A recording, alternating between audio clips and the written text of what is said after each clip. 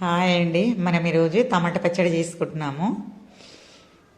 ముందుగా మనము బాండి పెట్టేసుకొని నూనె పోసుకుందాము. ఒక 3 పావుల నూనె పోసుకుంటున్నాను నేను.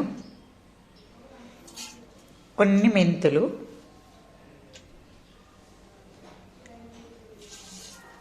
ఆవాలు, కొంచెం జీలకర్ర, ఒక్క ఎండుమిరపకాయ చిన్నగా చుంచేస్తున్నాను.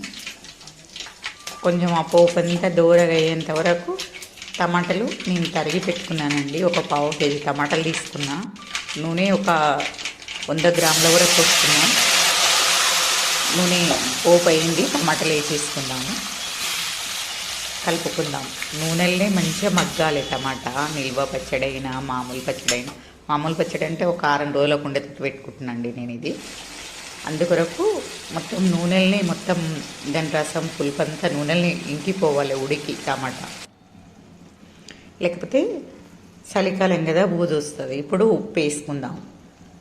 ఒక చెంచం బావు ఉప్పు వేసుకుంటున్నాండి. కారం కూడా మనం ఉప్పు ఒక్కటి తీసుకుంటే 2 కారం తీసుకోవాలి. కొంచెం పసుపు సరిపడా. ఒకసారి కలుపుకుందాము. ఉప్పు అంతా కలిసేటట్టు. ఉప్పులో మగ్గిందంటే ఇంకా నీకు పచ్చడి ఖరాబు కాకుండా ఉంటుంది.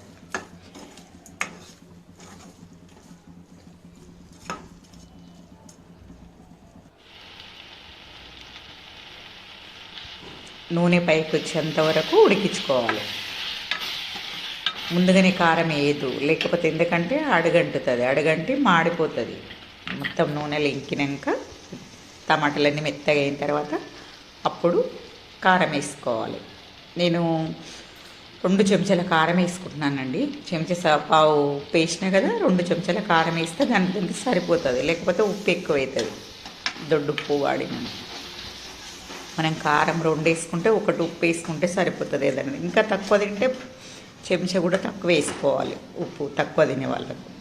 కానీ పచ్చళ్ళల్లో మాత్రం తక్కువ చేయొద్దు. నిలువ పచ్చళ్ళలో కరెక్ట్ వేసుకోవాలి. అంతా వేసుకుంటేనే నిలువ పచ్చడి ఉంటుంది 6 రోజులు కానీ ఎన్ని రోజులు కానీ. మొత్తం ఉడికిపోయిందండి. ఇప్పుడు నూనె ఎంత పైకి వచ్చింది కదా. ఇప్పుడు ఇంకొక గిన్నె తీసుకొని అందులోకి తీసుకుందాం. వేరే దాంట్లో తీసి పెట్టేసుకుందాం గిన్నెలో.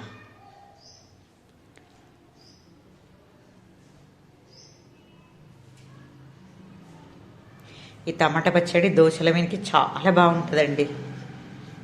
అన్నంలో కూడా ఉట్టన్నంతో తినొచ్చు మొత్తం అదే.